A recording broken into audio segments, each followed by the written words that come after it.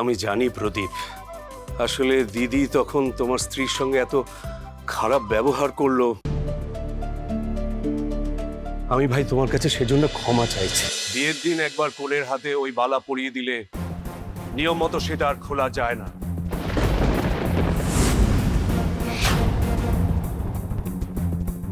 শাওনকে যখন ওই বালা একবার পরানো হয়েই গেছে, তখন ওটা আর ওর হাত থেকে খুলো না।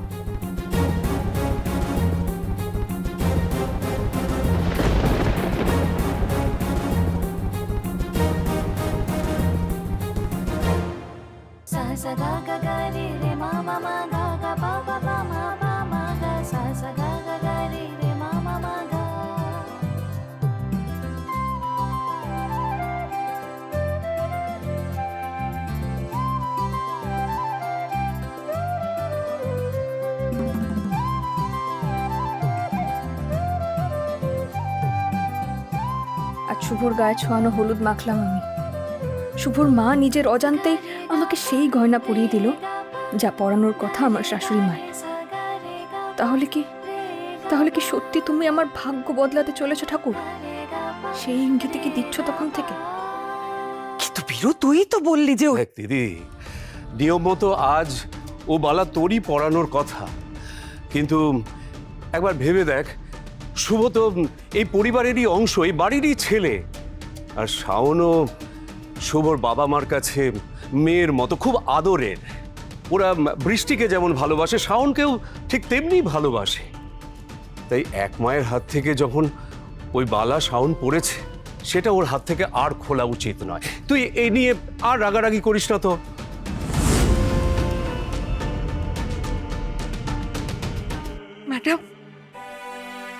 ম্যাডাম, সত্যি খুব ভুল হয়ে গেছে, বড্ড ভুল হয়ে গেছে স্যার। অনধিকার চর্চা করার উদ্দেশ্য আমার একদম ছিল না। আমার সত্যি খুব ভুল হয়ে গেছে। ও শাওন মা, আমার সত্যি খুব ভুল হয়ে গেছে গো, আমায় ক্ষমা করো, আমি ইচ্ছে করে করিনি মা। কি করছো কাকিমা? আমার সামনে হাত জোড় করছো কেন? আর যা হয়েছে তাতে তোমাদের ক্ষমা চর মতো কিচ্ছু হয়নি, কোনো দরকার নেই।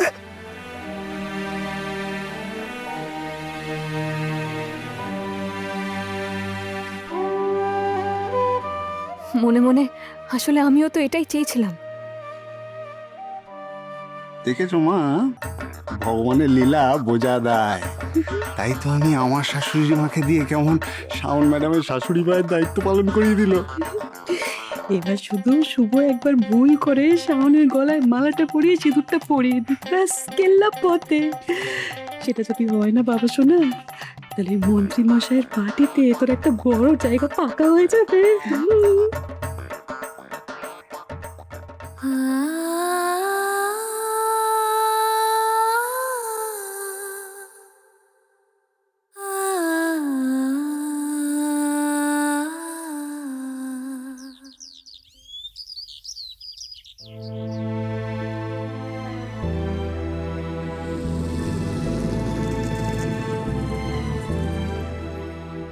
হুই মা ত্রিপর্ণা, শুভ আসার অপেক্ষা করছো?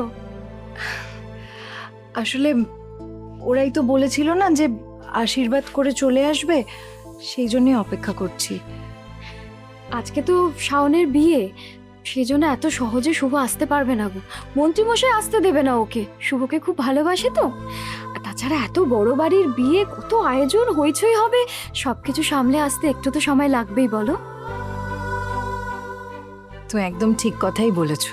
দেখো শ্রীপর্ণা, আমি জানি ওই ফার্ম হাউসের ঘটনার পর তুমি একটু চিন্তায় পড়ে গেছিলে, কিন্তু দেখো সব ভালোভাবে মিটে তো গেছে।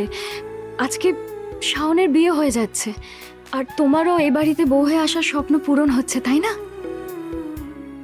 শুভ কিন্তু নিজের মুখে বলেছে ও তোমাকে বিয়ে করতে চায়। সেই জন্যই তো আমি সব থেকে বেশি খুশি হয়েছি দিদি। আমি সব সময় চেয়েছিলাম যে আমি আর শুভ দুজনেই যেন স্বেচ্ছায় দুজন দুজনকে 7 জন্মের মতো পাই, 7 জন্মের মতো যেন দুজন দুজনের হাত ধরে থাকতে পারি।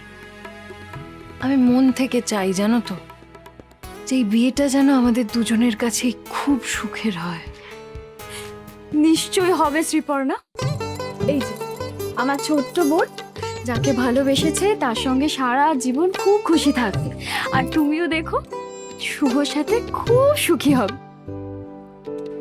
বিয়ের পর আমি যে আনন্দ সৌভাগ্য পাইনি, আমার কপালে জোটেনি, কিন্তু আমি ঠাকুরের কাছে চাই যে তোমাদের সেই আনন্দ যেন দেন উনি, তোমরা সব আনন্দ পাও। কি ব্যাপার বলতো? হ্যাঁ, কালকে বাড়িতে দুখানা বিয়ে, তার মধ্যে তুই এরকম মন খারাপ করবি? হ্যাঁ, দেখি হাস হাস কাঁদছিস কেন? না না, কোথায় কাঁদছি? দেখ কাঁদছি না। শোন, আমরা যে এই বাড়িতে একসাথে সবাই মিলে এক ছাদের তলায় থাকতে পারবো, এটা ভেবেই তো আমার মন খুশি হয়ে গেছে। না, আমি শুধু বলছিলাম কি, শুভ যদি চাকরিটা বদলে নিত। দাদা ভাই কখনোই চাকরিটা ছাড়বে না শ্রীপর্ণা। তুমি তো জানো দাদা ভাই মন্ত্রীমশাইকে ঈশ্বরের মতন মানেন, তো দাদা ভাই ওনার চাকরি ছেড়ে অন্য কোথাও কাজ করার কথা না ভাবতেও পারবে না। তাছাড়া তুমি এত চিন্তা কেন করছো শ্রীপর্ণা? দেখো, ওদিকে শাওনের আজ বিয়ে হয়ে গেলেই শুভরা শাওনের মধ্যে দূরত্ব বাড়বে, বন্ধুত্ব কমবে। শুভ শুধু তোমার হয়েই থাকবে, দেখে নিও। এবার বুঝতে পারছো তো বাবা, এই বাড়ির কোনো অনুষ্ঠানে আমি তোমাদেরকে কেন আসতে বারণ করি? মা তো আজকে ভুল করে এই বালাটা শাওন ম্যাডামকে পরিয়ে দিয়েছিল, কিন্তু রঞ্জিনী ম্যাডাম তার জন্য কিভাবে আমাদের অপমান করলেন। থাক শুভ, এসব বিষয় নিয়ে আর কোনো কথা বলিস না। আমাদের যে খারাপ লেগেছে এটা যদি মন্ত্রীমশাই জানতে পারেন তাহলে উনি খুব কষ্ট পাবেন। এ কি প্রদীপ, তুমি এখানে দাঁড়িয়ে কেন? চলো চলো, খেয়ে নেবে, চলো চলো। না স্যার, আমরা বাড়ি থেকে খেয়ে এসেছি, আজকের আর কিছু খাবো না স্যার। এ কথা শুনলে কিন্তু আমি খুব রেগে যাব। আজকের দিনে আমি কাউকে না খাইয়ে ছাড়তে পারি? আর তাছাড়া এই অল্প সময়ের মধ্যে তোমার ছেলেই তো বিয়ের অ্যারেঞ্জমেন্ট থেকে শুরু করে খাওয়া দাওয়া সব এক হাতে ব্যবস্থা করেছে। তা অ্যারেঞ্জমেন্ট কেমন হলো, খাওয়া দাওয়া কেমন হচ্ছে তোমায় দেখতে হবে না? প্রদীপ, আজ এবং কাল দুদিনই কিন্তু তোমার মেয়ের বিয়ে। হ্যাঁ স্যার, অবশ্যই স্যার। সত্যি আমি শাওন মাকে নিজের মেয়ের মতন স্নেহ করি, রীতাও তাই করে। তা আমি জানি প্রদীপ, আসলে দিদি তখন তোমার স্ত্রীর সঙ্গে এত খারাপ ব্যবহার করলো। আমি ভাই তোমার কাছে সেজন্য ক্ষমা চাইছি। আসলে মন্দার আর শাওনের বিয়ে নিয়ে দিদির মনে এত আশা, এত স্বপ্ন, কোথাও একটু ত্রুটি দেখলেই দিদি ভয়ঙ্কর রেগে যাচ্ছে। তুমি ভাই কিছু মনে করো না প্লিজ। ছি স্যার, কেন মনে করবো? এই আপনি কি বলছেন স্যার? ভুল তো রীতাই করেছে। রঞ্জিনী ম্যাডামের রাগ করাটা যথেষ্ট ন্যায্য, আমরা কিচ্ছু মনে করিনি স্যার। প্রদীপ, তাহলে এবার তুমি খেয়ে নেবে, চলো। আচ্ছা শুভ, বিয়ের ভেন্যুতে আর কোনো আয়োজন বাকি নেই তো? না স্যার, তাও আমি একবার গিয়ে চেক করে নিচ্ছি, আর একবার গেস্ট লিস্টটাও দেখে নাও। হ্যাঁ হ্যাঁ, এক্ষুনি গিয়ে দেখে নাও। তাহলে চল, আমিও তোর সঙ্গে একবার যাই, দেখি তুই কেমন সব আয়োজন করেছিস। কিন্তু মা তো... আচ্ছা বাকিরা এখানেই থাক না, খাওয়া দাওয়াটা সেরে নেবে। তুমি বাবাকে সাথে করে নিয়ে যাও, গিয়ে দেখাও শাওনের বিয়ের আয়োজন সব ঠিক মতো হয়েছে কিনা, তারপর দুজনে এসে খাওয়া দাওয়াটা করে নেবে।